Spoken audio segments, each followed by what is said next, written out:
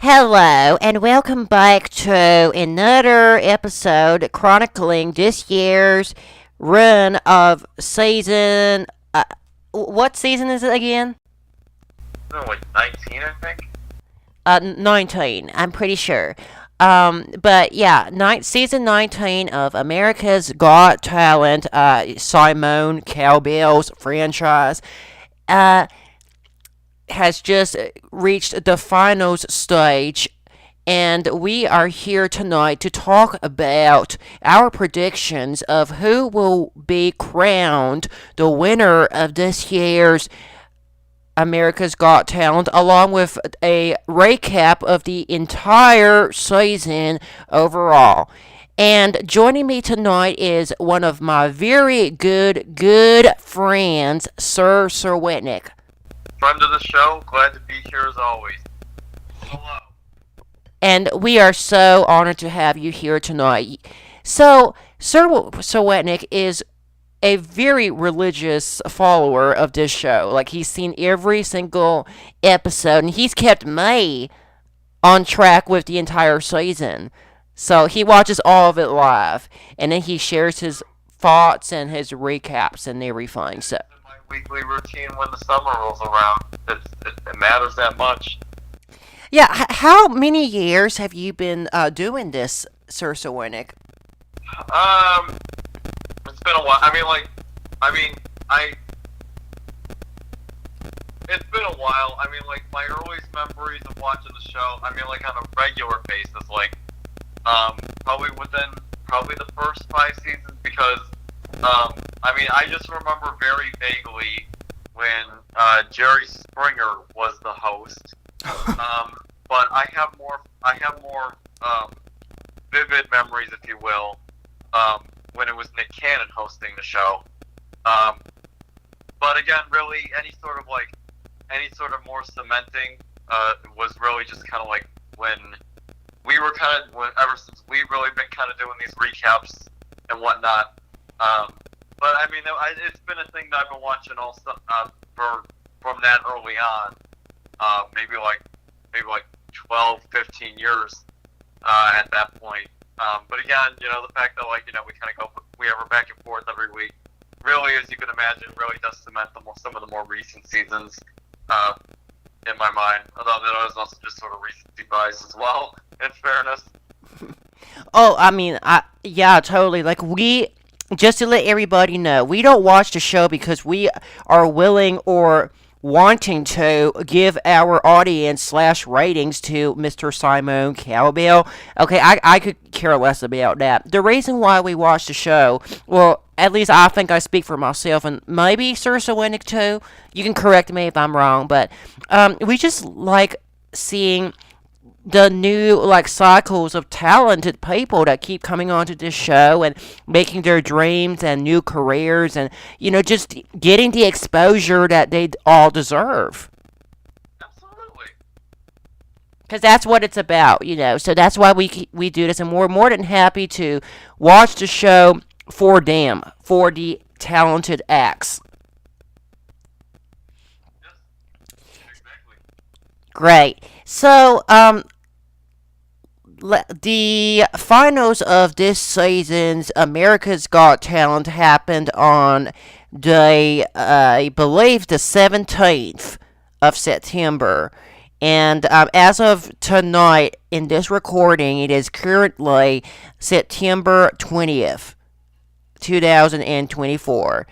And so the voting polls have closed already.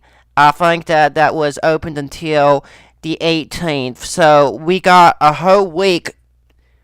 Well, not so much anymore, but let's just say that half a week left until we find out who America chose as the winner of this year's America's Got Talent. But let's just go through every act that had performed that night. It was a top 10 of this year, which is, I think, great. I'd much rather have a top 10 than something like a top 6, okay, or top 7 or 8 or 9. 10 is a good number to judge. Would you say it's not? Yeah, no, it's nice and round. I mean, correct me if I'm wrong, but I mean, like previous seasons, it was wasn't it always like a top 12 or something like that? Oh yeah, top 12. That's kind of neat. So it's kind of interesting how they just sort of like try to restructure, the later half of the competition, year after year. Oh yeah, like I mean, it's the show like varies and changes up the format like every single season. Like it's never consistent. Okay, I mean, I am happy. I will say this: I am very thrilled that they did bring back the semifinals this year. Okay, I was worried that it was just gonna be another like straight up, people jumping up from the quarterfinals to the finals of America's Got Talent. Yeah, yeah, no, I get that. And also, I mean, like, I probably mentioned this in the chat the other day. I honestly missed when they, whatever year or two, it was probably last year or the year before, where they just had, like, that second chance week. And in fairness, it really was just sort of, like, rushed it away, because it was just sort of like, okay, here's these four acts that you can vote on for live, like, four acts that you can vote for live, where you have like 45 minutes to decide which one we're gonna bring back for a second shot.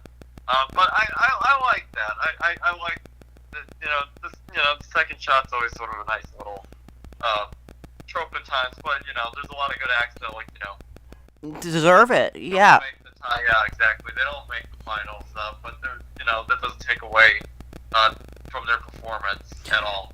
Oh, absolutely. I mean, in my personal opinion, there are a couple that will be revealing later on tonight in the show.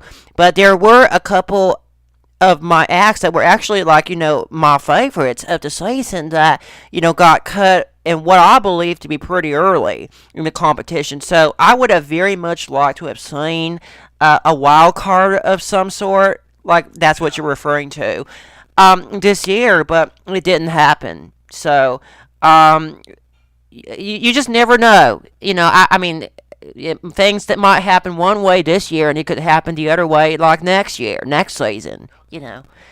Um, so, I believe that the first act who performed that night, it was Brent Straight. I believe it. Well, yes, I think it was because I remember him saying like, "Hey, I think I missed one." That was probably the one I missed. Yeah, but I watched it now.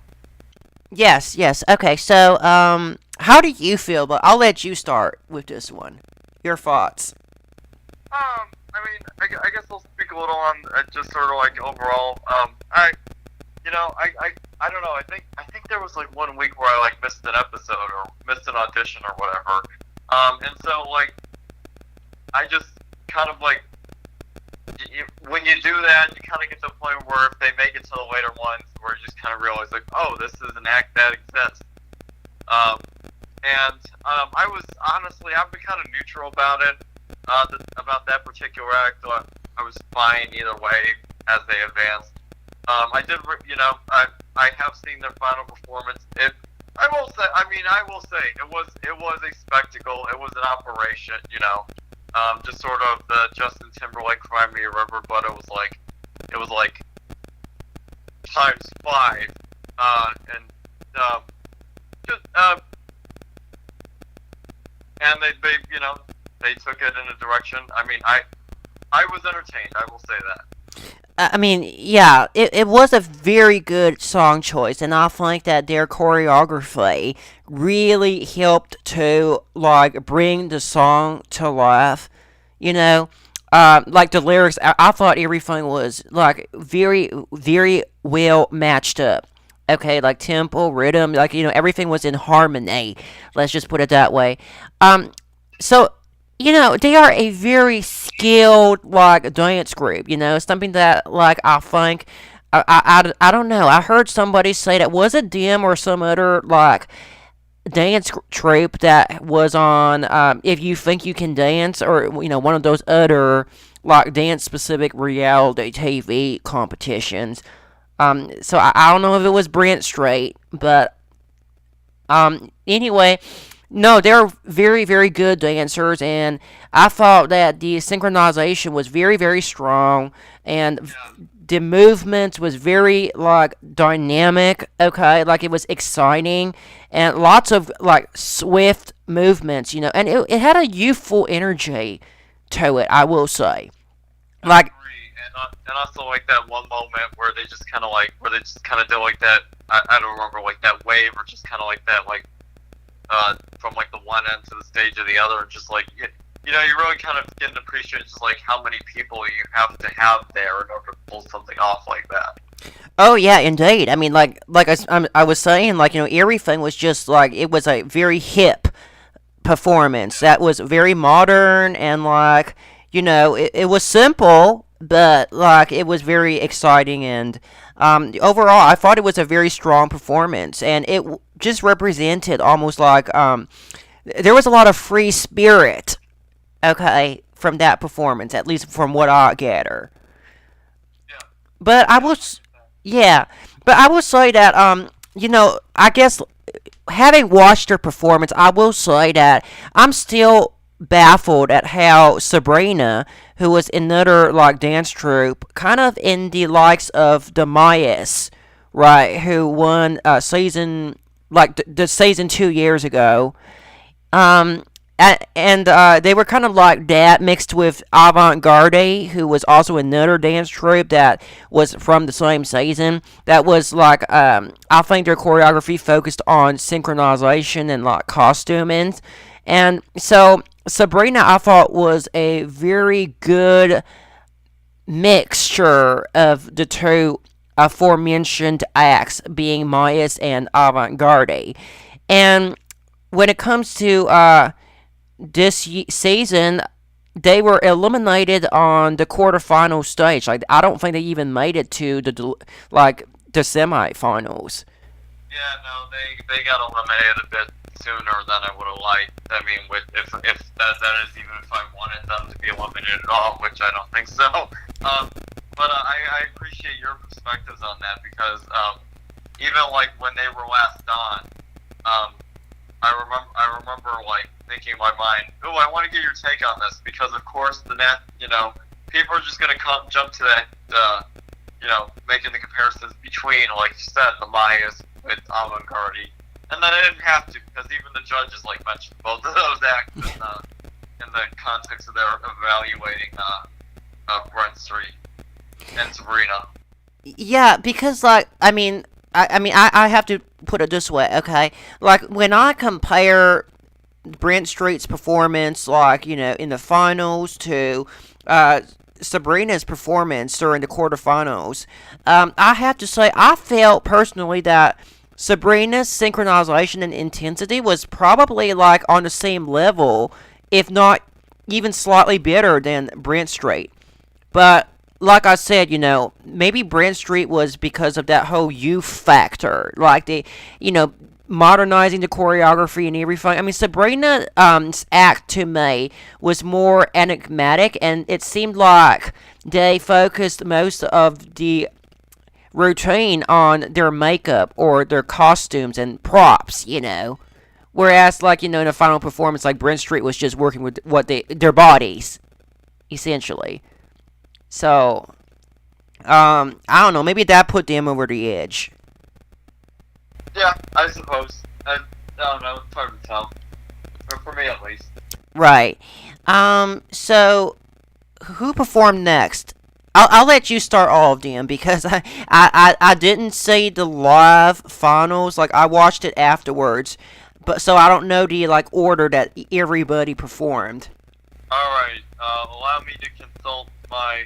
Um, oh no, Brent Street was not the first act of the night. The first act was Hakuna Matata Acrobatics, Uh, but that's still a nice little jumping point for this conversation, regardless. yeah, absolutely. So yeah, what did you think about Makuna?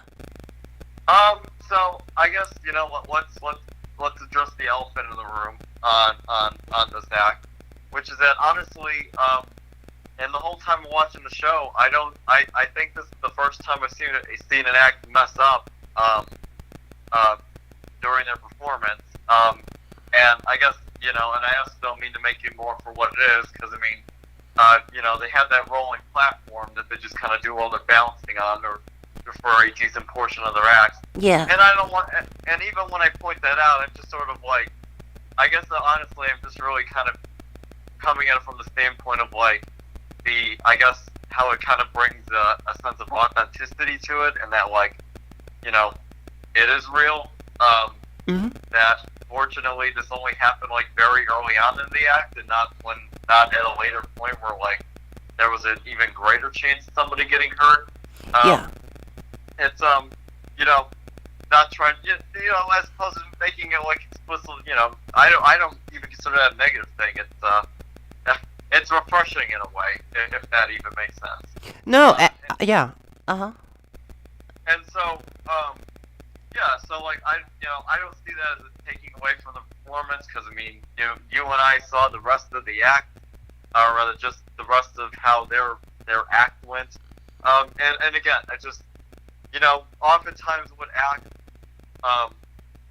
you're in a position where, especially given how long we've been watching AGT, depending on what act it is, honestly, I feel, and you might feel the same way too or not, whatever, where you have an act come on, you see them perform, regardless of how far they are in the competition, and there's some little tick in your mind that just kind of goes, yeah, I've essentially seen this act before.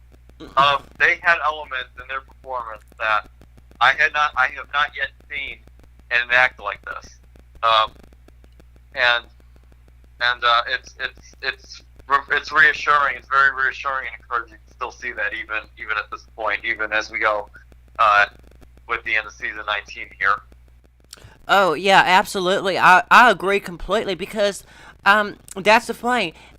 Hakuna Matata, even though I feel like, this is what I have to say about them, I think that they are the direct evolution of everything that the Ramadani brothers, like the two headstand balancers that, I agree. yeah, won AGT All Stars, I believe. Yeah, that, and was made it to the finals of their original season. But anyway, and they were last year, right? They were last season, isn't that right?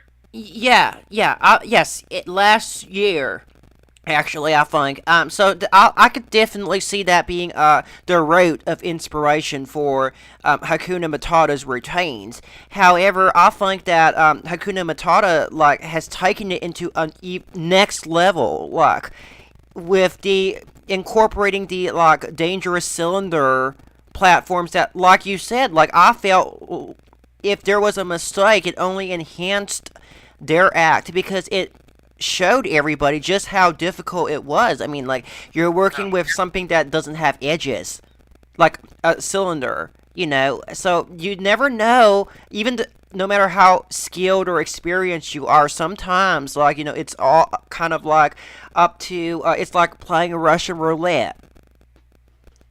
I agree. Yeah. Yeah. It just, so, and knowing that they, even with that, right, they were still able to go through the performance, and it didn't really, it was hardly a detractor in our opinion, and in addition to using the cylinder platforms, which are like, I think that is like traditional, maybe like Cirque du Soleil type of thing. Yeah. It's traditional balancing. I've seen it before, but not at this level, right? They also incorporated traditional acrobatics and parkour, and like even some little bit of contortion, I think. So Yeah, you're right. yeah, so it was this whole combination of thing, and I think that it was just like I said, it's an evolution of what the Ramadani brothers did, and I will say that although I don't think they are, I think that the Ramadani brothers might have slightly more like stability / finesse than Hakuna. I have to say that the stuff that, like, the routines that Hakuna pulls off, has been pulling off, are much more difficult, I think, than the Ramadani brothers. And it's just a space for error. That margin is so much bigger for them. So, I think that overall they definitely deserve to be in the finals, and I think they deserve to win the whole thing, just as much as the Ramadani brothers were able to do before them in the All Stars. Yeah. So I want to parse that a little bit, mainly just because let's also just keep in mind when the Ramadani brothers, both in All Stars and then last season, I mean their act was just explicitly like the whole head balancing thing. That was their whole thing. Right. It was one note in that way. And so, right, and so I mean, like, the audition is like, oh, you just do that, right? And then you move up, then it's like, okay, maybe you do a couple stairs or something like that. And then you get to the point where you're in the finals, and like I don't want to say an obstacle course, but I remember the finals, whether it was in the season or the All-Star season, but it was pretty extensive. Yeah. But yeah, I mean, like, I agree with that assessment of just being an evolution of that, because when they did after they they righted themselves after the slip up. I mean, like, listen, they did the head balancing, they did that, balancing on the platform, and then you had the other two guys kind of like jump in between the legs or whatever as they're kind of rocking back and forth on the platform and as the head balancing is going on. So, yeah, I think I agree with that assessment. It's very reminiscent. It's a derivative, and it kind of takes it further. And I just, but without explicitly giving a ranking or anything like that, then yeah, that's a very. I think they also have a decent shot of taking it all the way. Yeah, I mean, like, they even had blindfolds, just like the Ramadani brothers did, in the finals performance. So, I mean, all the judges, right? Like, the judges like to. I call them the meathead judges, personally. The meathead panel. They keep on saying every season, like, step it up, step it up. Well, they literally stepped things up in the finals, like, Hakuna. I mean, I think their last trick was going up this kind of rocking ladder, right? Like, think of a rocking chair, but, like, with two parallel ladders. Yeah, that ladder was wacky. Yeah, that was pretty wacky. I mean, I've never seen anything like that before, and I mean, half the people are so afraid to walk under a step ladder. So that, I mean, it's definitely like I gotta give them credit. Honestly, I think they definitely deserve to win because they did their job, and not only that, but they went above and beyond. Yes, yeah, I agree. Okay, so who's next? Let me check. Okay, Dee Simon. Oh, okay. So, you can go ahead first. I've made it clear multiple times. I'm the least partial. I'm just the most roll my eyes at it when it comes to the vocalists, the singers, if you will. But I'm willing to give credit where credit is due, I guess. Although maybe that also means like I'm just not as nuanced as other folks on the show in their analysis. I mean, I remember when I watched it live, I wasn't too sure if I was okay with if I was fine with the song choice. Mainly just because I mean I don't know. I feel like when you just only hear Hosier's version for the 10, 12 years that it's been out, I'm just kind of used to that. And so I appreciated just sort of like, I guess, a new spin.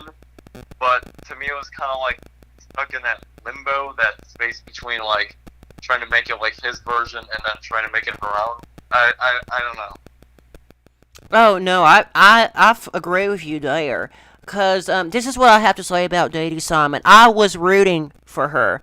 Like, she was the singer that I was rooting for this entire season. Because, in my opinion, she is the best singer of the season. Like, she pours all of her heart, soul, and fiber of her her being into every vocal performance. You can see it. Like, she really, really pushes it and goes for a jugular, and, you can, you could hear her soul, basically, which is the type of music that she's been singing, and I think that she's a church singer, because her the genres that she's covering lends themselves to more gospel or like soul pop music.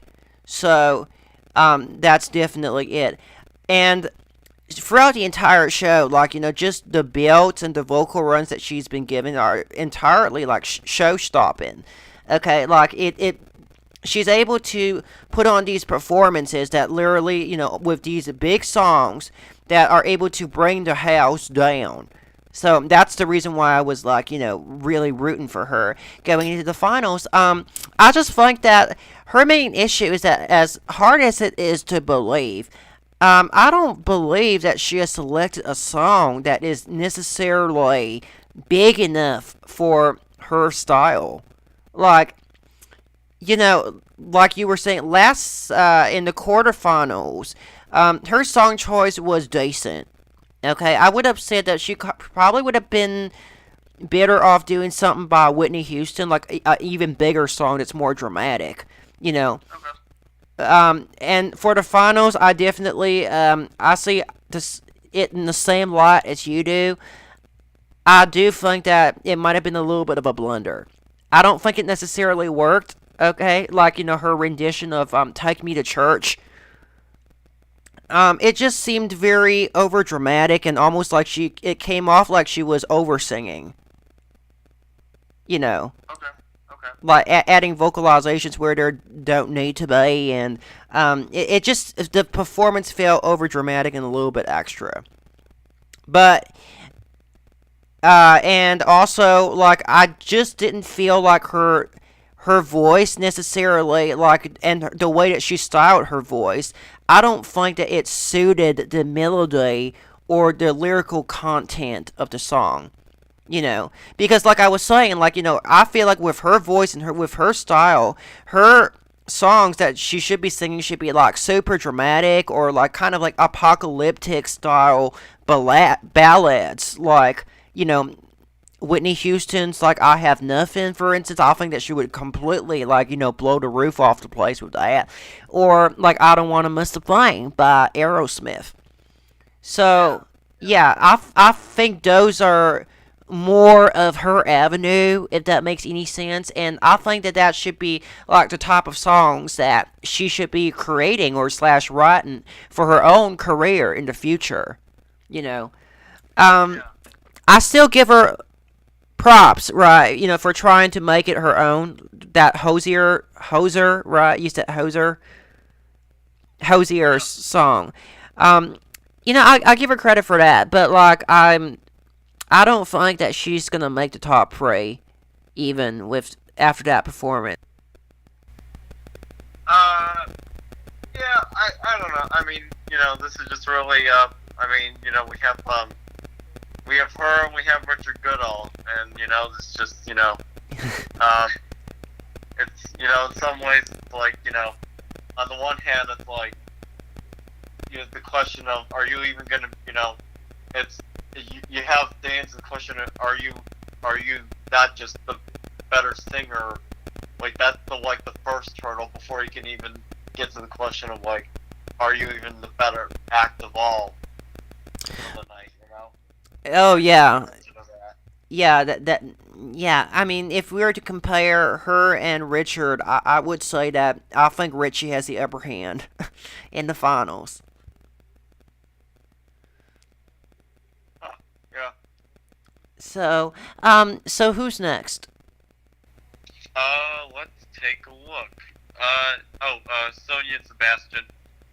Okay. Yep. Okay. Um, so,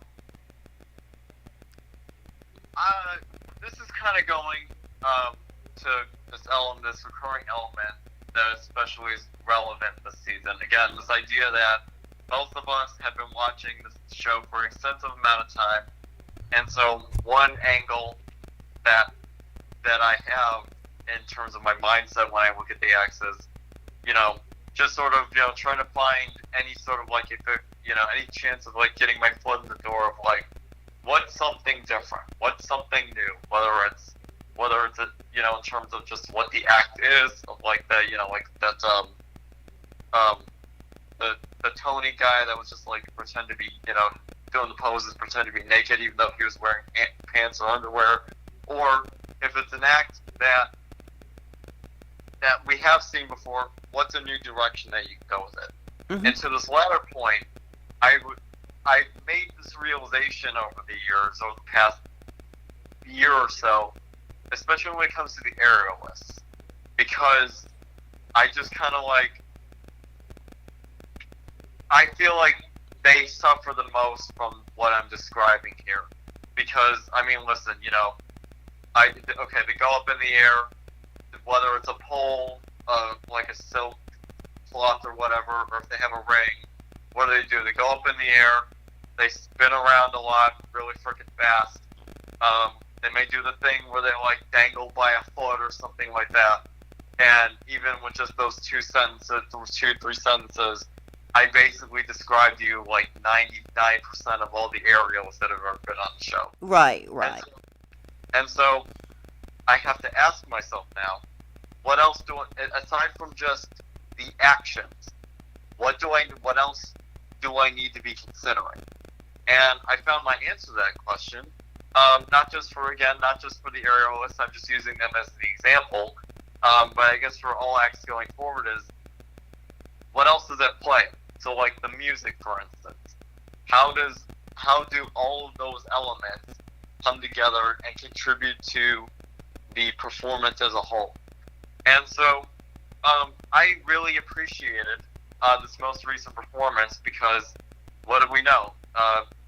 Sonya got hurt during their practice. She wasn't able to participate last week in the semifinals, and even then, at least she was able to return to some limited capacity at the very least. And so it was mainly, it was Sebastian for the most part. But if you also remember the song that was playing, it was a U2 song, and whether or not the song is actually titled that, the lyrics of that song that I'm remembering now. Admittedly, I watched this about an hour and a half ago, so still fresh in my mind. Was just the part where Bono's singing "With or Without You," because she had been with him last week.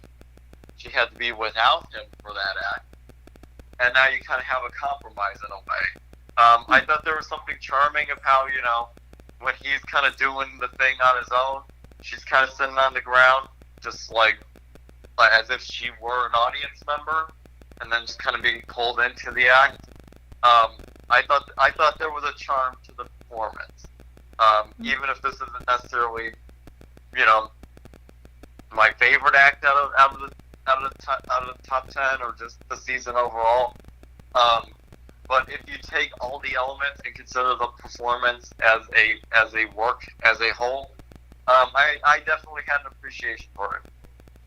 Yeah. I think that I feel similar to what you were just saying, because I think that with Sebastian and Sonya, here's the thing: I never been a fan of romance, like being illustrated through motion, like film or dance. I don't care for it. Like, I didn't like romance novels, and I don't care about like cheesy romantic, whatever, that whole concept. However, I will say that I felt that Sonya and Sebastian put on a very lovely performance that was successful at illustrating the romance and the connection that they both share between them. And I think what you brought up was was a very good point. Like, it almost seemed like he was, you could say, a fairy of the night coming down to pick pedestrian, right? Like a mortal being on Earth, and to whisk her up to the moon or whatnot, Yes. Yep. Yeah.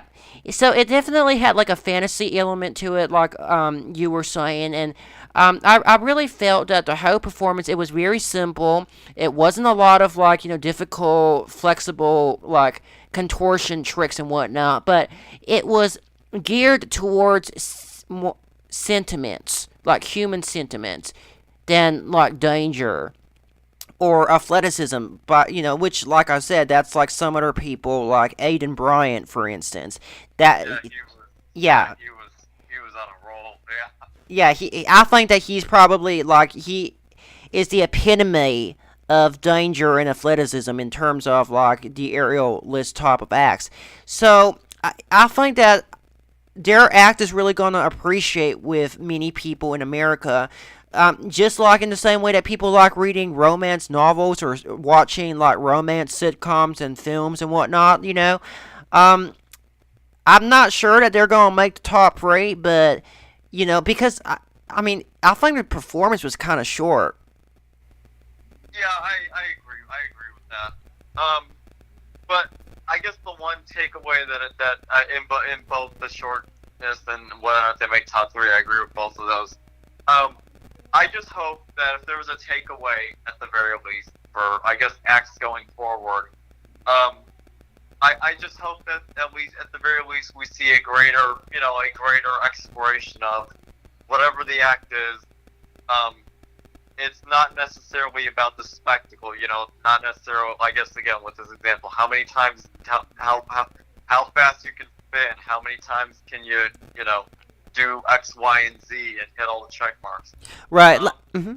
I hope acts in the future that sets a sort of a precedent or an example of acts that actually put effort in the sense that they focus on just the inherent, I guess, artistic value of the act. Yeah, it's very, very well put, by the way. I was just going to say, yeah, like their whole performance had a very human feel to it that I know a lot of people are definitely going to relate to that. Yes. So, okay, so next act was it Solange? Next was Brent Street, but yeah, in terms of the order, but we already got our thoughts on that one. So I think that after that one, would it be Solange? Yes, it would be. Okay. I can start. I guess you know what. I'll start this one because I think, with Solange, I've always loved the mistake and like the fun of quick change acts. Like it's just always mind blowing because essentially they're magicians. I hope that people understand. It's not simply people changing out of clothes. It's a whole elaborate magic trick. Yeah.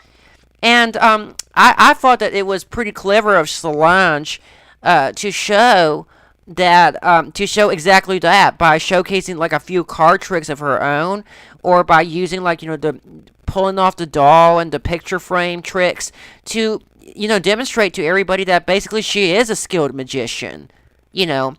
And that she's not just a quick change artist, like she is a legit magician.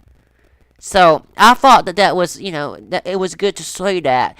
And I will say that Solange has been consistently really good at like changing, quick changing. And I gotta say that last trick, I don't think I've seen anything like that before in my life when it came to a quick change act. Like, she kind of sat inside a ring or a loop of some sort and was lifted up into the air, and through the sound of a burst of confetti in the air, she was able to do a quick change in the air. Like I had no clue how she was able to do that, but it was mind blowing. Okay. So I will begin this. I will preface this by saying I really like this act. It's been refreshing. Just because I would say, I mean, the quick change stuff, I would say, is not a type of magic that we see on the show a lot. Right. A lot of the more recent acts are sort of like what I like to call like the tabletop magic, where oftentimes they they kind of go up to the judge's table, where they kind of like because it's like a card trick or or whatever, that sort of deal. Close up magic. So I really like that. I like even just from the auditions off onward, just it's well quick, it's flashy. You could tell with his final performance, that she's really sort of kind of taking it from the angle of like, okay, how you can make this into a Vegas show and whatnot. So, with all that being said, I actually had some concerns about this performance, and I will elaborate on that.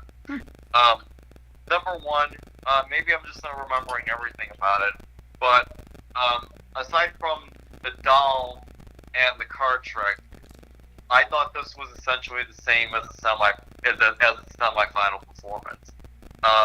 Because aside from that, I mean, like, I'm not getting tired of this, and not at all. But like, during the semifinals, she held up like the panel or the drawing or whatever, where it was like the drawn woman wearing the dress that she was able to pull out and put on herself, and there was a similar element to that as well. I think it was like pink dress or something like that.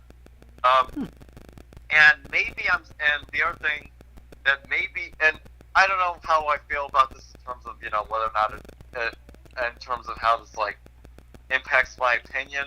And I think, admittedly, I'm always saying this because I watched this on YouTube. I think I don't have the pieces together, but like completely. But like, there's a part of me that kind of feels like I kind of figured out the trick.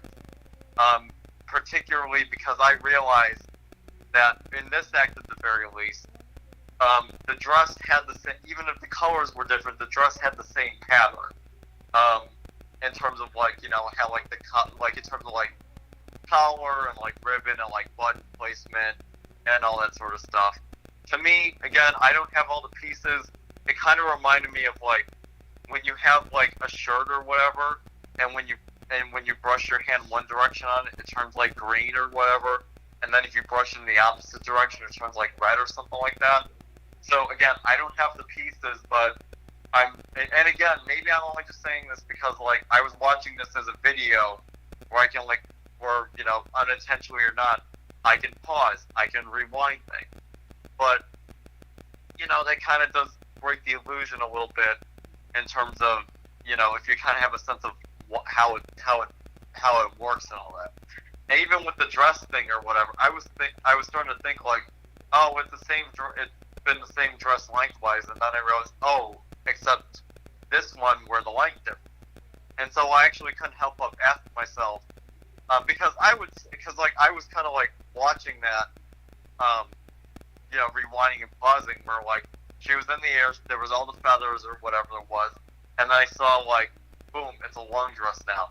So part of me was actually kind of asking myself, oh, what if it was a long dress the whole time, but the bottom part of like the skirt part was just kind of folded up into itself, and then it just, but then again, it also turns white. So the mystique is still there, but I still kind of have my questions. That again, I don't think necessarily takes away from the performance. I think I'm a scientist by training, right? So there's always that part of me that's like, how does this work?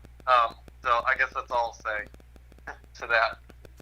Yeah. I mean, it's more like, you have a more inquisitive, like, theoretical mind. Yeah. So, I mean, I guess that makes sense, but I think that it kind of messes with overall, like, the idea of magic itself, because I think that in order for magic to really appeal to, right, you kind of have to have the suspension of belief in the way, but, I get what you're saying, definitely. Well, again, no, and also just keep in mind, like, I probably wouldn't have said, like, half of what I said if I didn't watch it on my phone and I could, like, pause and rewind, Right. Like, if you were just seeing this live, it wouldn't be a... Every one of her performances up to that point. Right. So, okay, so the next act, right, I think is it Learn More? It's Learn More. Okay, so, first of all, let me just say this. I'm not by any means a stand-up comedian, okay? I just don't get stand-up comedy, and I have a tremendous amount of respect for people to do that, who have the guts to go up to stage and list off a bunch of jokes, hoping to get some and reel in some laughs from the audience. I think that that's definitely commendable, first of all. And I really like Learn More. I think that Learn More is. He's got a very good personality. I think he's a very sweet person. And he just radiates and exudes tremendous positive energy. So, I have always liked that about him. And so, I think he's a very likable person overall. Would you agree? Yes, yes. Right. But to be honest, I never quite found him to be funny throughout the entire time that he was on the show. And during the finals performance, I'm afraid to say that I didn't find anything in that set that made me chuckle. So it didn't really ring to me. And I don't know. Like, I mean, what are your thoughts on that one? Honestly, I do feel the same. And this isn't just a Learn More quote unquote problem or issue. I just have generally I honestly can't remember not any of the comedians that have been on the show. I really don't remember none of them really make me roll on the floor laughing. A lot of it is just I just kind of I guess if any, for lack of a better describing, I go along with it because they do have that charm, they do have that charismatic factor. Learn More has it. I mean, Preacher Lawson, Mikey Winfield, whoever the blonde girl was in the season that made it to the live shows with they all have that charm. And so, if they make something that is even close to funny, I will do that. I'll do that, like that. Honestly, out of all the comedians that have ever been on the show, I think the one that got me the closest to making me laugh. I don't remember his name. But it was the dude that would wear the t-shirts with a head of broccoli on him, and he had cerebral palsy. Was it Josh Blue? I think yes. Yeah, yes. Josh Blue. And then I guess the close second was I don't remember his name was Andrew McMillan or something like that, and he was kind of using iPad screens or whatever, and so I just although that may just be a me thing because it's kind of it's kind of dorky, nerdy, Big Bang kind of sort of Big Bang Theory, haha to me, and that's just appealing to me. But yeah, those are the two that are just sort of the most I've gotten out of a laugh. They've gotten the most laughter out of me. Yeah, I would agree. I would definitely agree. I'd say that my favorite comedian that has ever been on this show is Josh Blue.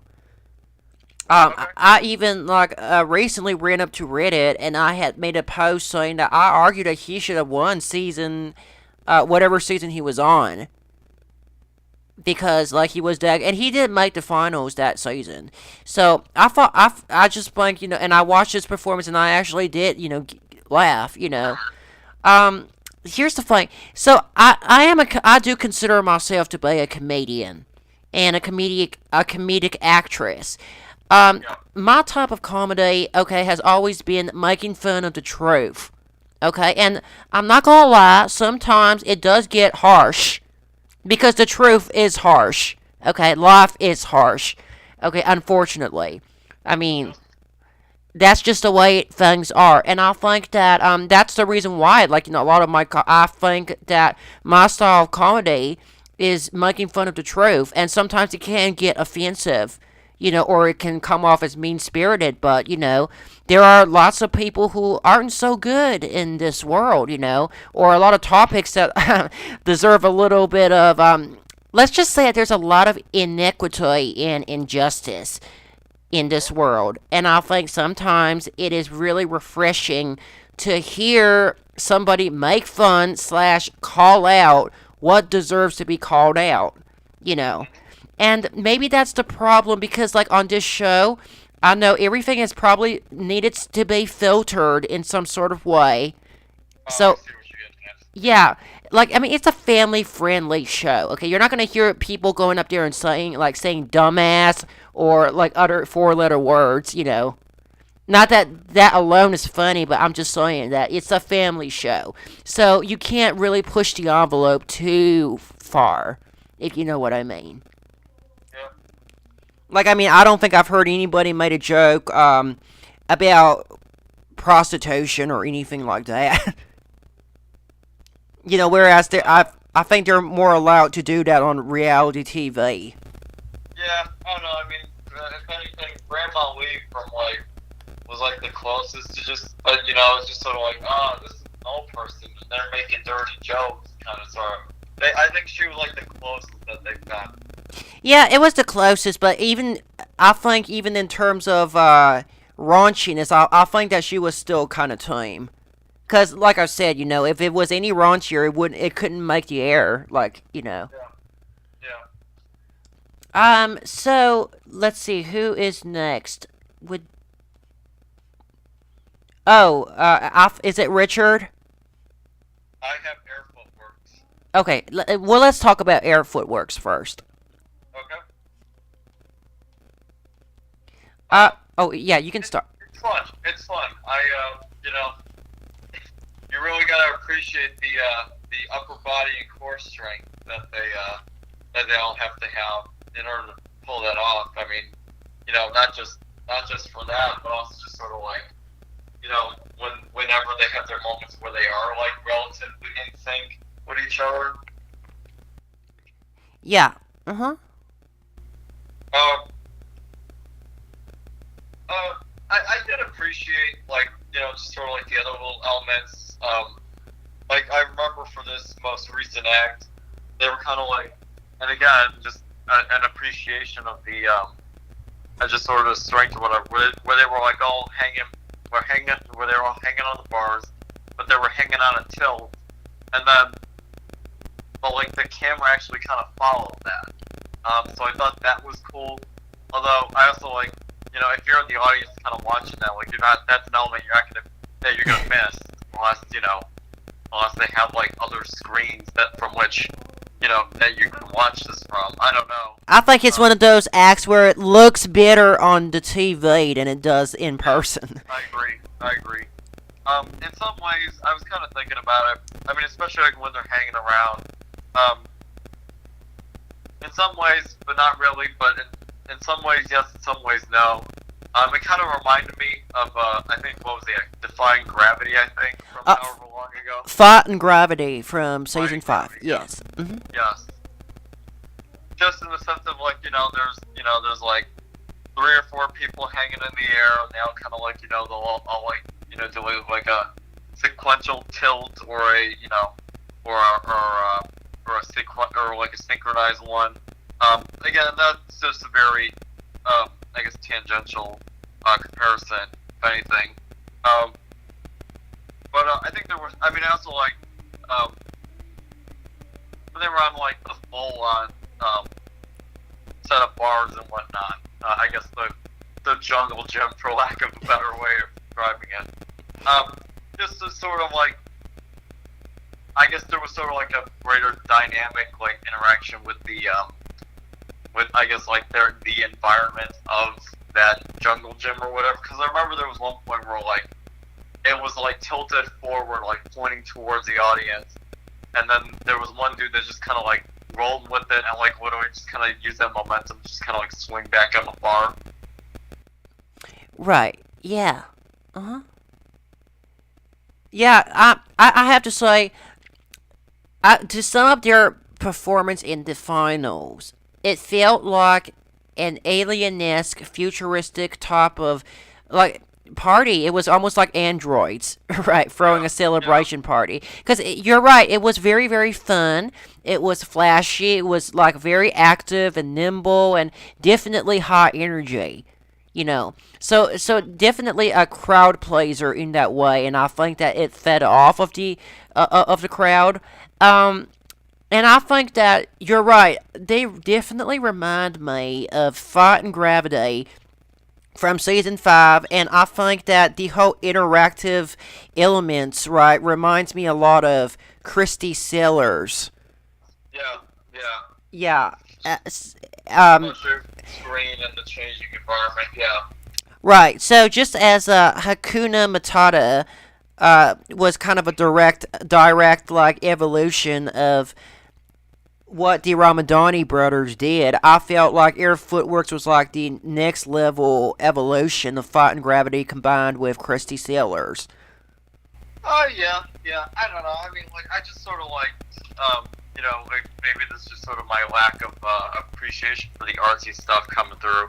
But I mean, like, I liked how Christie was able to like do that and like make a full like story with it in a way. Not Oh, saying you can't with that, but no, you're right. I think you're right. Christie was, I think in terms of the storytelling aspect of it, Christy Sailor is definitely the superior one. yeah, Air that Footworks was might need to always more of refine. our angle to begin with. Yeah. Yeah, I think they need to refine their act, like their the meaning of their act a little, because I mean it's more of a purely physical demonstration than it is actually communicating any sort of like coherent story. But it might be just because, like I said, this is a relatively new like form of dancing. I will say that I felt honestly that their quarterfinals performance was better than their finals performance. I don't know if it was the Latin choices or whatnot, but when I watched the quarterfinals performance, it just seemed like the graph was so much more dynamic, and it seemed like they were interacting a lot more creatively with the backdrops and the images that were being provided, and like the optical illusions in the quarterfinals, I thought were better than what was shown in the finals. So I will say that their choreography was. It felt slower in the quarterfinals performance, like in the finals performance, it was definitely a lot more fast paced, and like they had a lot of mini movements, here and there. But because I think they slowed it down for the quarterfinals, like they were able to create more intricate acrobatic formations and patterns.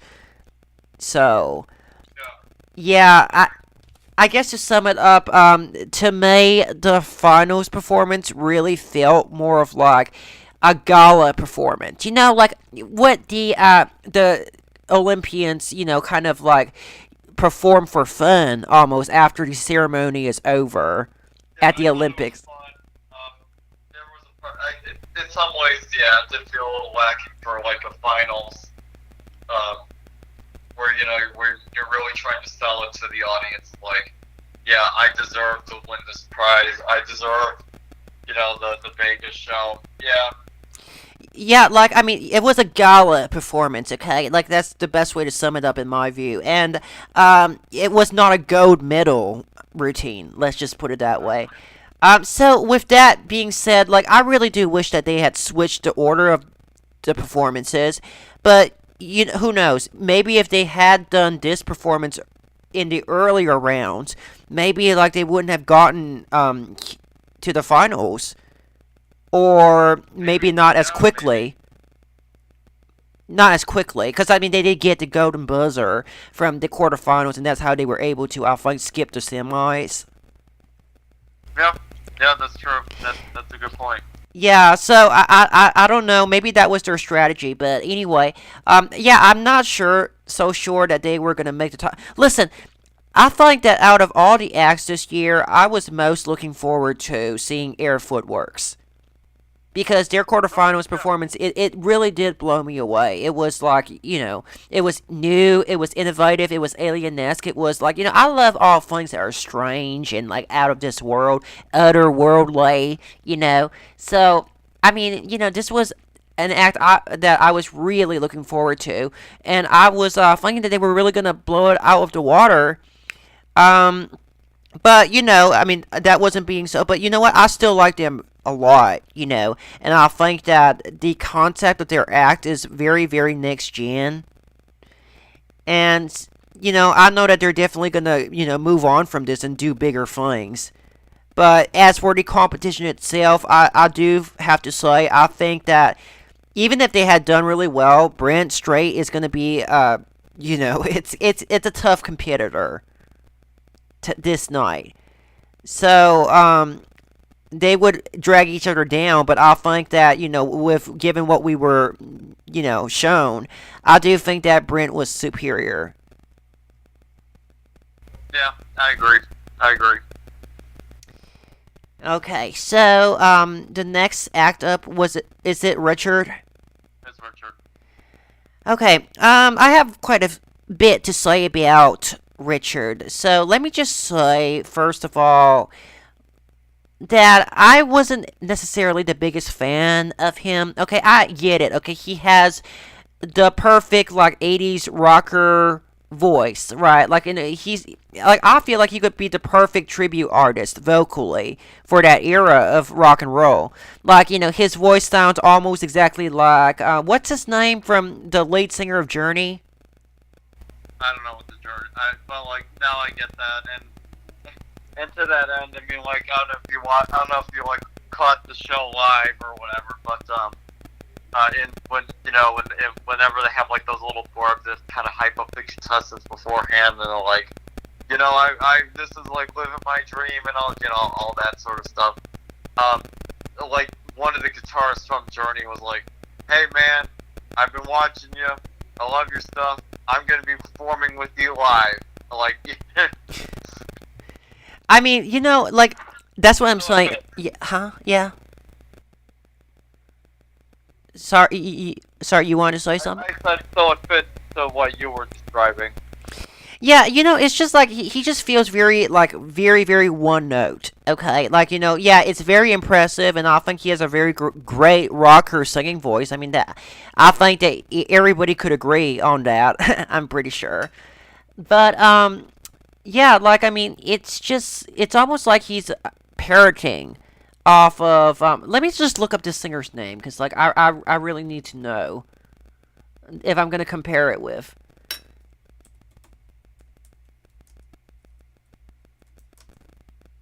Steve Perry. Okay. Yes, that's the lead singer's name. Was Steve Perry, and if I'm correct, I'm pretty sure that like Richards already covered songs by Journey on this show. Yeah, I think his audition was. Yeah, didn't he sing "Don't Stop Believing" for the audition or something like that? Yeah, yeah, I know he did like Rod Stewart or but like I said, 80s rockers. That's his act. And I think that it's almost like the reason why he's getting so much attention is because he doesn't look the part. Yeah. And I just feel like that's sort of a novelty in itself, and it's almost kind of like a gimmick. It just feels gimmicky.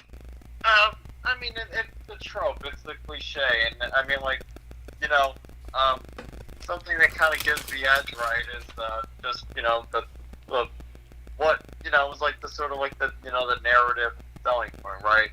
And his backstory is that he was just this janitor in the high school in like the small town high Right. school or whatever. No, In fairness, you could also say Dee Dee also has something similar because wasn't she like a healthcare provider? she's a nurse. Yes, she's a Yeah. nurse in the prison. In some prison for like kind of rehabilitating inmates. Right, and so it kind of like builds that narrative of right. There's inherent value to both of those occupations, Right. and not to say that doesn't have its charms day in day out, but like I mean, I would not want to do either of those jobs. So yeah, and that's the case for both of them, right? You kind of get that like, oh, you can leave the quote unquote undesirable thing, the slumming day in day out, Right. slogging along. The humdrum of everyday. Yeah. Yeah. hmm To achieve your dream. Right. I mean, There's also that narrative at play. I'm totally for everything that he represents. Okay, Yeah, I think it's yeah, a great thing. I think it's wonderful that he's representing like an everyday kind of guy that is able to, regardless of, even at his age, to still shoot for the stars and acquire something that's bitter. I think that's a wonderful thing. I mean, I'm totally all for that. But it's just like, I just feel that I wish that he would sing like some original stuff. Because ultimately, like, after he leaves this show, I mean, unless he really intends to be a 80s rocker tribute artist, like, I really think that he should work on developing his own material that speaks about, like, his voice and, like, his experiences. yeah. I think that that would really augment the act. Because he already has the voice down. He does. He does. Yes, I agree. And as for the actual finale performance that he did, I felt like there were parts of the song where he really sang his age, if that makes any sense. Like, like his pops are really, really, really good and they're powerful, but like you could hear at some points that, he's starting to show his age in his vocals, you know. Sure. But, I mean, I'm not surprised because, he's pretty much from the same generation or like age as the rest of the 80s rocker, rock and rollers that he is emulating. So maybe that's probably why they all sound kind of like similar Right. because they Right. do at this age, all of them. He's just like at the forefront representing their generation now on national TV. So, um, but yeah, no, like, if Dee Dee or Richard came out with their own CD, like, I would definitely be more inclined to make a purchase, you know, because I like the quality of their voices to begin with. It's just like I said, I just want them to really sing about their own story, and their values and whatnot. Yeah. Right. So, with that being said, like, I don't really think that Richie deserves to, be in the top three. Because, like I was saying, it's still kind of one note, and so far it just comes off almost like a gimmick, you know. But I do think that it's pretty much guaranteed that he will be in the top three. Because he has that nostalgic factor that I know is so influential when it comes to votes in America. And Right. of, and Yeah. and of course what he represents, for the common man. Yeah. No, I can get that. Yep. Okay, so the next act, I believe, is it Roni, Saji, and Rhythm? Yes. Okay. Um, it's a really good dog dancing number. I thought that they gave a very, good performance. That their connection was very strong, and Roni and Rhythm obviously work well off of each other. You know, I do have to say I don't think that it was technically a very difficult routine. You know, if Yeah. anything, I think Yeah. the best part of their performance was that like it just felt there was a certain sense of realness and honesty to it, just through their movements and the way that they were able to express that connection that they have with each other. And in addition, their song choice was absolutely ideal to deliver the message of their dance number. But Yes. yeah, Yes. so that was really really good with the song choice. Um, but when you have acts like Adrian and Hurricane, right? For dog acts that have taken that whole genre into like a new level, like I think the bar has been set extremely high, and I'm just not sure that like Roni and Rhythm are quite at that level just yet. Like Adrian and Hurricane were they were entertaining, in a almost wacky but in a charming way. Like Hurricane was a good actor for a dog. Yeah. Yes. And it was almost like an anthropomorphic dog. It was something that like I could see Hurricane be in those like cheesy dog movies that comes out every few years or so. You know? Yeah, yeah. Um, I mean, that's just sort of, I guess, the difficulty of being a person and dog duo act when last season's winner was literally that. So yeah, I just from that standpoint, you're already kind of pigeonholed, right? Because Mm-hmm. it's like, okay, if you go the comedy route, then you have to like differentiate yourself somehow. People remember Adrian Hurricane. Like that was they won last year. Right, and they're That's still memorable. in my Right. mind. Hmm. And I'm like, honestly, I'm like, correct me if I'm wrong, but I'm pretty sure like Rhythm and Stoica and Hurricane, at the maybe I'm just not remembering right, but I'm pretty sure they were also like the same breed of dog, if not similar ones too. Uh, I don't know about that, but I wouldn't be surprised if they were similar because they look I'm willing to be similar. wrong on that. Yeah. It's But just sort of like yeah, so it's just sort of like okay, you can't do comedy, so it's sort of like what else can you do? And this is an assessment of is it good or bad? But yeah, I mean, this is just like the Sony and Sebastian act to me. This is another act where they don't necessarily prioritize the spectacle of it, if you will, but they are focused on how you can create an overall significant and meaningful work of art, if you will. And right. whether or not that's going to be good enough for an audience is a whole other question. But yeah, no, I mean, I listen, like when she's kind of like walking along or whatever, and the dog's kind of going in between, like I think that's cool. But yeah, I mean, you're right in that like the most drastic move really is just like when the dog just kind of like did like that bounce and flip turn off, Right. not even a flip, but just like that bounce and turn off of her.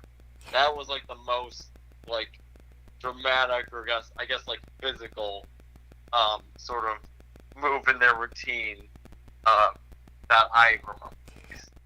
Yeah, I absolutely agree. I think that just like Sebastian and Sonia, like, Rhythm and Roni, they sort of just. I think their performance worked on this human sentiment again, and it was about expressing that spirit and that like connection, Yeah, that and about being relatable, basically to the American audiences. Which I mean, I'm sure they will because they know that these dog acts, they have quite a big following, like a large audience for that. Because there's lots of dog owners in America, and a lot of people can relate to that. So maybe that's really all they have to do. But if it were up to me personally, I wouldn't put them in the top three. yeah, yeah. I remember. I don't remember who they were up against in terms of the semifinals, but I actually do kind of remember whoever they were paired up against. I was kind of like I was actually kind of bummed out that like they made it through and not the other act. Um I think they were paired up with oh shoot, what was it? The young man that did the magician. Mm. That was really good. I think they were paired up with him, and so when I saw that like he lost out to them, I was a little bummed out. Not gonna lie. It was the Japanese magician, right? Like I think Yeah, the one who did that like disappearing like pedal yeah, trick. with the sand and all that. Yeah, Yeah. Yeah, I do agree. If I mean if it, definitely I felt that he should have moved on instead of her for sure. well, Um. we'll get to that. Well, that's gonna Yeah. be We'll get to that. second Um. of this. Yeah. So I think we only have one more act left, right? I believe so. Yeah. Okay, so the last act of the night is also known, aka Simon Cowbell's Golden Buzzer of the Year. Well, one of his, I should say, because I forgot they got more than one Yep. in this season. But Sky Elements. Yep. So, Sir Serwetnyk, why don't I let you start off with what you think about them before I talk about what I think about them? Sure. Listen, I just kind of see this as like, um,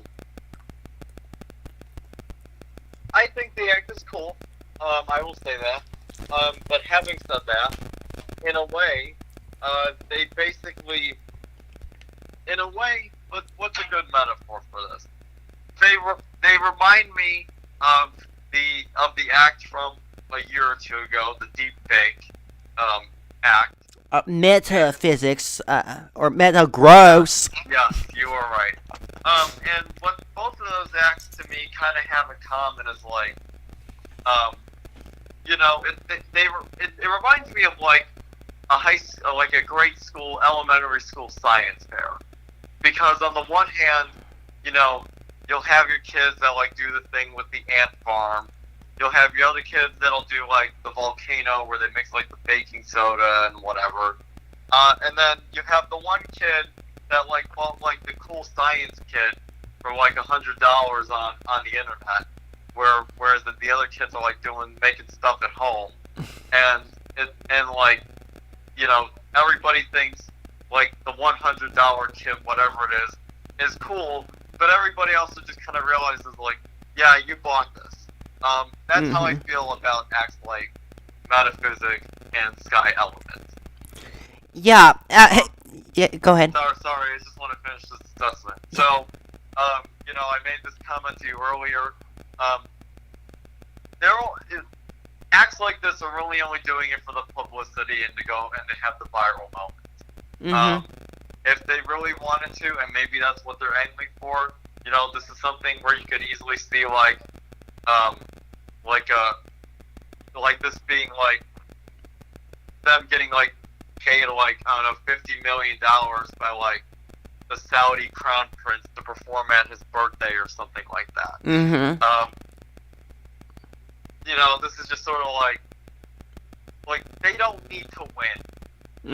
They're already getting everything that they need just from the exposure. And also with just this particular act, I remember when I watched it. I mean, like, they were kind of like, oh, we got to show that we love America or whatever. And I thought it was, I mean, I appreciated, like, how it was just, like, outright, or it's like, oh, they, like, look like a flag or whatever. But, I mean, it was a bit more abstract, which I guess you could still kind of make the connection to. But, like, it was like, okay, there was a kid reading a book, and then he was on a boat. But like if the narrative was like, okay, this kid is like coming to America, it just like it was on like a pirate boat. It wasn't like like one of these freighters where like ironic, isn't it? Yeah, where you have like the four families all at the bottom or whatever because they could only afford like the half a penny ticket or whatever. And then it did, and then like okay, then there was Statue of Liberty, so you could see that there was a narrative, there was a story in it. And then it turned into then there was a cowboy, and then there was a train, and then there was an eagle, and then the AGT logo. I mean, it was a very, very simple message, I think. Like, I think that even elementary school children could probably figure out what the message was. Yeah. But I will say this, I mean, yeah, thank you for sharing your insight about the act. As a scientist, I was very curious to hear your thoughts on this, So, thank you for that perspective, Sir Serwetnyk. I mean, I can appreciate it from the standpoint of like, somebody, however many drones that they have, somebody has to program or code or whatever to make them all, because it's not just like 2 dimensions, it's 3 dimensions, or I guess even 4 dimensions if you include time in that, when you're saying like, okay, these drones have to be at these positions in the sky at this time, and these lights have to be this color at this time. So there is an effort to it. Let's not miss that. Oh no, absolutely. I mean, it takes a tremendous amount of effort and intelligence and dedication, and not to mention probably monetary too. You Oh know, yeah, for sure. But then it's also just sort of like, okay, during the audition and all that stuff, you have like five guys or whatever that kind of go out when they're like, hey, we're Sky Element, and it does kind of make you wonder, like, when it's time for the act to start, which one of the five gets the chance to hit the space bar to get the whole thing going. right, right.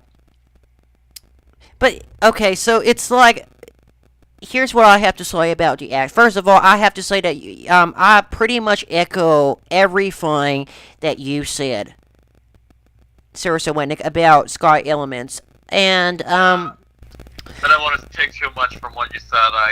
no, no, no, you're good, you're good. We do agree. We agree on a lot. So Yeah, because here's the thing. Okay, I mean, I'm old fashioned. Okay, I'm an old fashioned woman from the 1800s. So I don't like the idea. I know there are a lot of people in this world nowadays that are very concerned about the increasing prevalence of AI technology and its dominance in the human world, because we feel like they're eclipsing almost the humanity of society in many ways, that everything's becoming digitalized and it's diminishing the human spirit in that way. I mean, that's what I believe. yeah, So, when it comes to a human talent show like AGT, I tune in because I want to see humans doing incredible feats of like human abilities slash like interactive performance. Like basically biological abilities. And I know a lot of people can argue that, well, the AI stuff or the drones or like what Sky Elements does, that requires a great deal of human ability too, because it's based on human tech, intelligence. And I agree, but what's being exhibited, right, is not really, it doesn't feel connected to humanity, if that I makes agree. any sense. Yeah, It just doesn't feel like connected to human. Like, I feel like, for these kind of shows, right, it's when people perform, it's more than just like, what is the visual display. It's about, for instance, the nuances of performance, the expression, the emotional storytelling, and the impact. I'm not saying that Sky Elements didn't have that, okay, but like frankly, flashing a bunch of images across the sky, okay, is really only going to go that far. Compared to, say, like, Dee Dee Simon or even Richard Goodall, who are out there singing their hearts out. It's different. It feels different, and it almost feels there's a layer of inauthenticity and artificiality that comes from something like what metafake or metaphysics, I almost called it metafakes, did, and and Sky Elements, the next second coming of it, basically. yeah. I mean, that's kind of what I'm getting at when I made that comment about, like, oh, there's five guys, but which one gets to hit the space bar? There's just sort of a there's the sure, there's the creation of it in terms of the programming and whatnot, but in terms of the finished product, like, they're not really doing anything, or at least I don't get the sense of it. No, Like, no, they're going. they're probably just up in the control room, like with the RC, controller in their hands, and like Yeah, playing exactly. joystick. Yeah, exactly. Like, they're just kind of watching it, like everybody else. So it kind of, it kind of takes away when, it kind of takes away like their autonomy in the whole affair, if you will. Exactly, and here's the thing, like this is not. First of all, I would say this, okay? Like they've already performed 3 times on the show, and I Yeah. really think that they came on here because of exposure, which is fine. That's great. It's I think it's wonderful to showcase your technology. and your product essentially. But then it starts feeling like, especially for something like this, it's almost like it sort of like borders to Shark Tank or Apprentice, which Yeah. this is not. This is a talent show. Not like it's not meant to be almost like like a show where business proposals are being made, and that's what it kind of feels like to me whenever I see them perform, because like they're just advertising, freely advertising their product. Yeah. No. And, Yeah. Exactly. Yeah. yeah, so and it's basically like this, okay? Sky Elements, I can see their act on the Vegas Strip by tomorrow morning, okay? Or as Yeah. some type of city attraction.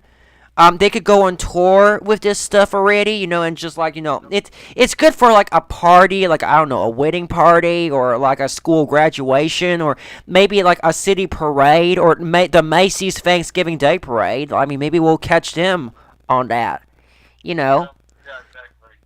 But like it's just like I said, the main conclusion is that this act, I'm sure, will have lots of potential vendors or buyers that would be interested in like buying the rights, or like paying for this kind of service to be done, you know and that I really don't think that they've already performed thrice on this show. They got all the airtime that they needed to showcase their technology. And the bottom line is that I don't think that they need, nor do they deserve to win AGT, period. Okay, like they don't deserve to take it away from somebody else who's like, risking their lives, or like, pouring their soul into their performance. I mean, I can't even call the act Sky Elements, everything, their routines that they've done, I don't even call them performances, because they're not. They're just a showcase. You know what I mean? Like it's just showcasing. Yeah, it's just an exhibit, like a museum exhibit. It's not a performance. And I will say this: as for the actual show that they performed in the finals, I did like it better than their other shows. Okay, because there was much less blatant ass kissing going on. Okay, like with the judges. Okay, because like I mean, every time that I've seen them in the past, they always have like their faces and whatnot. Now, I'm sure the judges like seeing them selves like being broadcasted in the sky. It's a vanity affair. And I'm just like like if maybe instead of showing the judges' faces and whatnot, they should maybe, I don't know, focus on telling a story. That's what I always thought. So, and I felt that in the final performance, like final show, I did feel that they were, as like blatant as it was, they were able to sort of tell a story that was coherent, about the basically immigration to America. So that was what it was, I think. Yeah. Like. Yeah. Yeah. Yeah, like it was sort of like they used the visuals to represent the manifest destiny of the United States by using symbols that are important in the nation's history. You know. I will say though, they of course, like I expected, they did had to throw in one last bit of ass kissing. Okay. I don't know if it was willfully or if it was maybe the producers, like, got them to agree to it in the contract. But, with that whole AGT logo being broadcasted across the entire city so that everybody could see it, I mean, Simon probably, like, soiled his pants over that. Okay, I'm just saying. But, I mean, I'm sure that anybody can always go for free ad revenue and free ad promotion. Am I right? Yep. Yep. So, no, I don't think they deserve to make it to the top three. And no, I don't think that they deserve to win. Okay? I agree. Yeah. I think that getting as far as they did here in the finals was already a big enough boon for their service, their product, and their business ventures, okay? And I wish them a lot of success on that, okay? But they don't deserve to win. Yeah, no disagreement there. So, Having gone through all of the acts that performed in the finals, let's make our predictions now of who do you think that America's going to vote into top three, and who do you think that they will select ultimately as the winner of this season of America's Got Talent? Okay. Um, Let me think.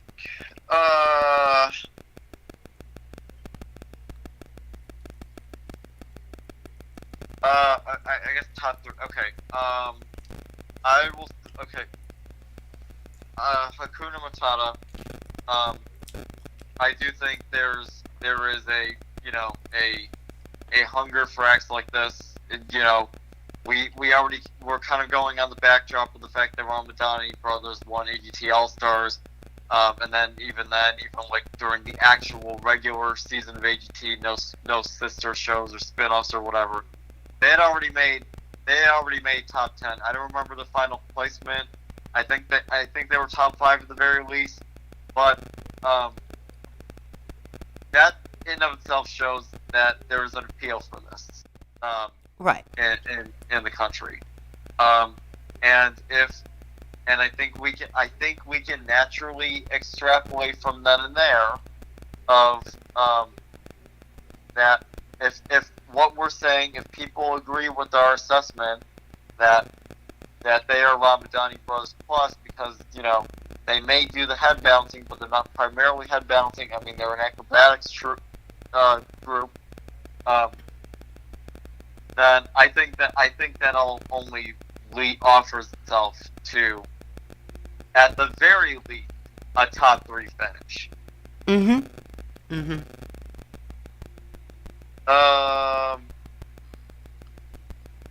Okay. Someone else. Okay. So that's also just sort of like I kind of reference this in our Dee Simon block, if you will, which is just sort of among the acts that are kind of similar to each other.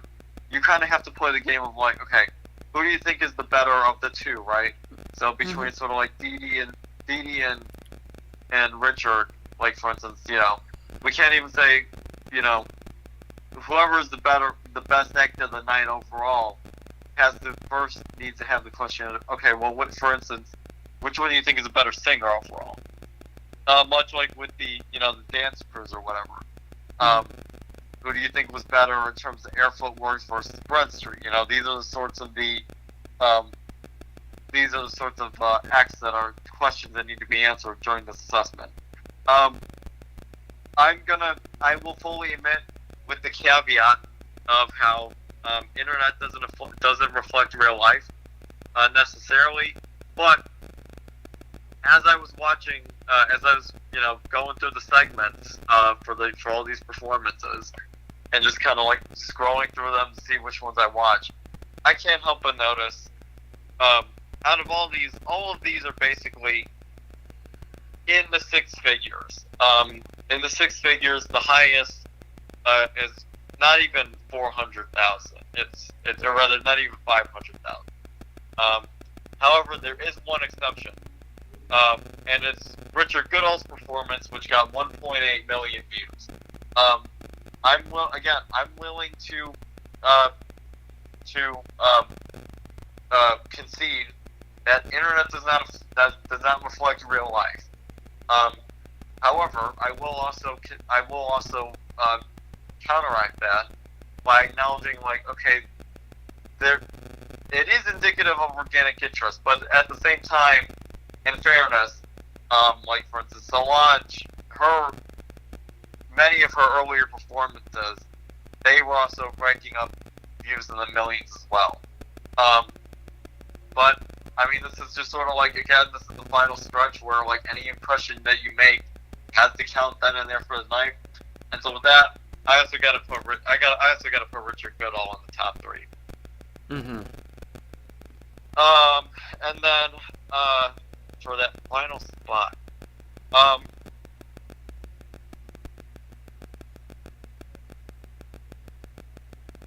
is this? So remind me again. Is this was the original question It was who I think it's going to be, not who I necessarily want to be in. Correct? Yes, like who do we believe that America's Okay. going to get behind? Yeah. I can either see then Brent Street or Ronnie and Rhythm.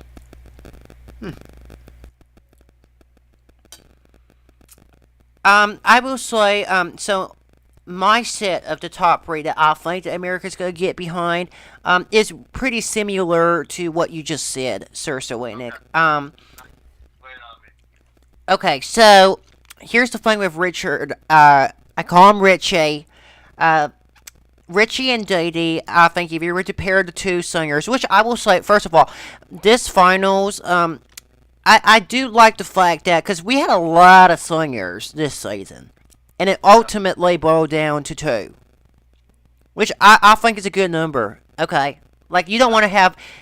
I felt like the past couple of finals, right, like the past seasons, it was very, very saturated with singers, oversaturated. Nope.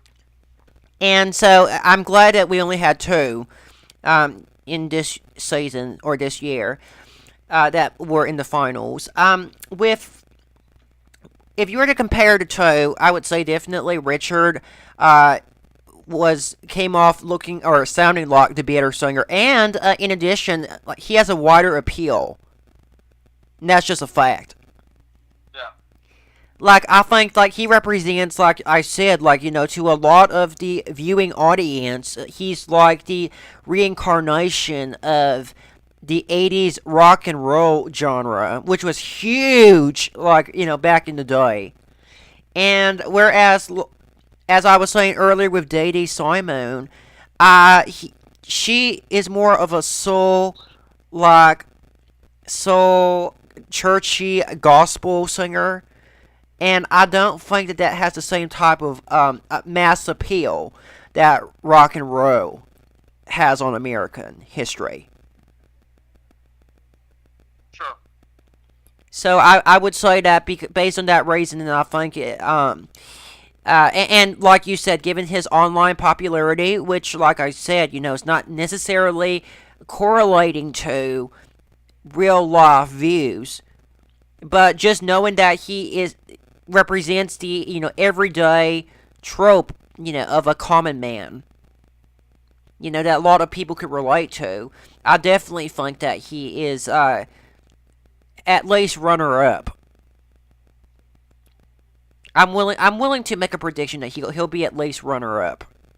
I think that's reasonable. Yep. And then I'm willing to say that for the third spot, I'm probably going to. Well, I have two more spots, so let's just say the next spot. I would say this one would be, unfortunately, as much as I don't like to think of this possibility, Sky Elements. Because the whole thing, like their entire time on the show, just felt so much like some sort of elaborate business proposal / business plan, okay, unfolding. Okay, that's what it felt like to me. Like, I wasn't kidding when I said that I felt like to me I was watching like an extended episode of The Apprentice or Shark Tank. Like, Here, go ahead. I do get that, but I guess the only thing I'll say is our only frame of reference right now is Metaphysic 2 years ago or whatever. And my hope and my prediction and my hope is that we get a similar situation as they did, which is I think they're going to get close. I can see them taking fourth or something like that, maybe third, maybe. But I think the concerns that we share of just there's of how acts like this bring a sort of artificiality to the talent, I guess. I think people realize that, or maybe I'm naive. I do think people have. I have a little bit more faith. I have a little bit of faith in humanity that they're able to that they can look past the spectacle of it in the context of just what the show is supposed to be all about. Oh yeah, no, I sure hope so. I definitely hope that people are able to see past it, and I really do hope that Sky Elements, if anything, like ends up like metaphysics, right? Because I think they came in fourth place, like they just missed the top three. I think that that would be a great ending to all of this. Okay, this whole malarkey. Um, but like I was saying, like I just say that because I am kind of cynical, and I am kind of skeptical too about the show itself. And when I say the show itself, I'm talking about the producers, right? Which I think among them includes Simon Cowbell. I mean, he's the brain behind this whole franchise, you know. And I'm sure that he's probably got a lot. I mean, well, his whole thing is business. Let's just put it that way. I think that's his main motivation of doing all of these, TV shows is for the business aspect of it. And so that's why I'm just thinking, well, I don't know if they have some kind of like, it's possible, I think, that Sky Elements could possibly have some kind of business arrangement, with perhaps the producers of the show, or with maybe even Simon himself, or with the, NBC, maybe. Who knows? You know what I mean? But I would say that out of all the acts, like, I felt in terms of a business, like, angle, I felt that probably they would have the most of having such a possibility. So I don't know if that factors into anything, but I mean, being the cynic that I am, I just kind of think of that. But I do agree with what you're saying, and hopefully that's the outcome. Hopefully. Yeah, yeah, but I mean, I think also just I don't deny that. I just also think that it's a balance between a lot of aspects, and I do also feel um how do I put this?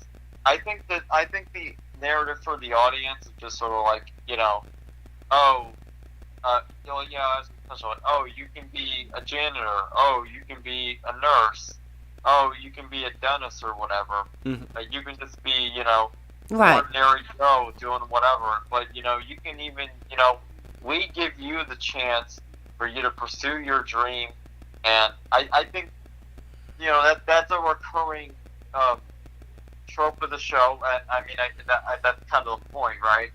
Right. I think that always is. I just think that's always going to win out, regardless year after year. Well, good, because it should, that angle, right? That authentic angle of the real purpose of this show, at least surface value. I think it should win. As for the final spot in the top three, I had a really hard time deciding between this one because I could see it go either way, but I felt possibly Hakuna Matata or Roni and Rhythm. Okay. Yeah, because here's the thing with Hakuna Matata. I think that you're absolutely on point when you said that based on what we've seen with the Ramadani brothers and how far they came, okay, well, winning All Stars and I think making top four, I believe, of their original season. Um, Yeah. and knowing the fact that like Hakuna takes that to the next level and is even more like difficult slash dangerous, I think that America's really gonna reward them for that. I mean, they should. Yeah. Um, and also another thing that is kind of in favor of them is that they're the only type of act that is left in the finals that does what they do. I mean, I guess you could say maybe Sebastian and Sonya are somewhat, but they're more of an aerialist. Like there's a great enough degree of separation between the two types of acts that I don't think that they would really be stealing votes from each other. So that's a point in favor of Hakuna. I do think that the biggest point that is a disservice to them is that they were at the very beginning of the show. Yeah. because like by the time that people are done remembering the spectacle of like sky elements for example, they probably might not even remember what they saw with Hakuna Matata's performance. Yeah. So that's the thing. I mean, and as for Roni and Rhythm, like I said, there's plenty of dog lovers in America, and it's something that was, what they performed was very, very relatable to people, the common man, so to speak. So in the same vein as like Richard Goodall, I do think that Roni and Rhythm have a huge shot at making the top three, if based on America's votes. Yeah, I mean, there's another there's another aspect in this that I feel like, because on the one hand, we talk about like, oh, we think, we think Hakuna Matata is going to do well based on the precedent of Ramadani brothers, and I don't know, I just sort of feel like, we kind of contradict ourselves in a way if we don't like kind of grant that same sort of analysis to Ronnie and Rhythm, given that Adrian and Hurricane like won the whole thing. I don't know. I don't know if that's a fair No, assessment of no, that. you could say that. You definitely could. That's what I was saying. With there's plenty of dog like dog acts traditionally do really well in these shows, and it's not just America's Got Talent. It's the same story on Britain's Got Talent. There have been dog dancing acts that have won in other countries. You know, so there's definitely I think the same thing that applies to what you just said about the Ramadani brothers and Hakuna definitely could apply also to Sony, Roni, and Rhythm. Yeah. So and then as for the my top three, like the people that I would like to see in the top three, I would say definitely Hakuna Matata. Okay. Solange Cardinale and Brent Street. And as much as I'd like to see Air Footworks, like make it, I wouldn't mind if they made it to the top three because I don't know how the vote's going to turn out. But I don't think that they did enough in their performance to make it to top three, unfortunately. So, yeah, those three acts I think did the best of all of the acts in the night. It surprisingly it wasn't hard for me to choose my top three. At least it seemed pretty clear to me who the best three were, at least from my vantage point. Yeah, that was also a major influence in why I picked the X that I did. There's always just sort of like, hey, we're in the finals. There were how many acts? You're the top 10 left. Is your act showing that, this is your rightful place?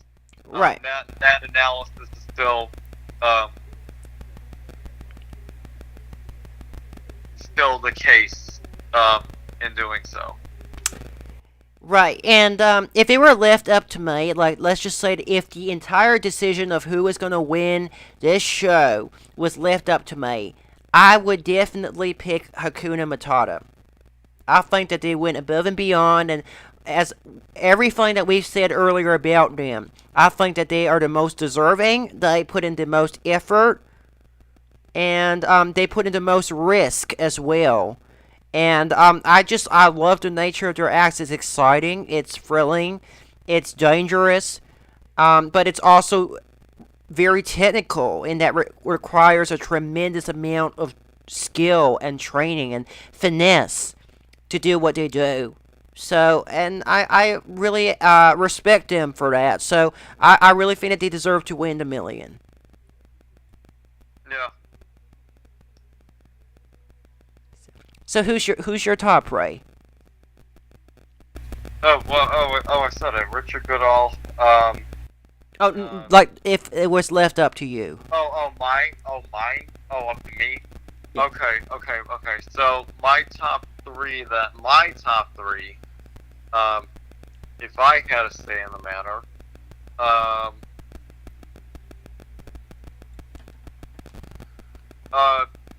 Hakuna Matata, Solange, and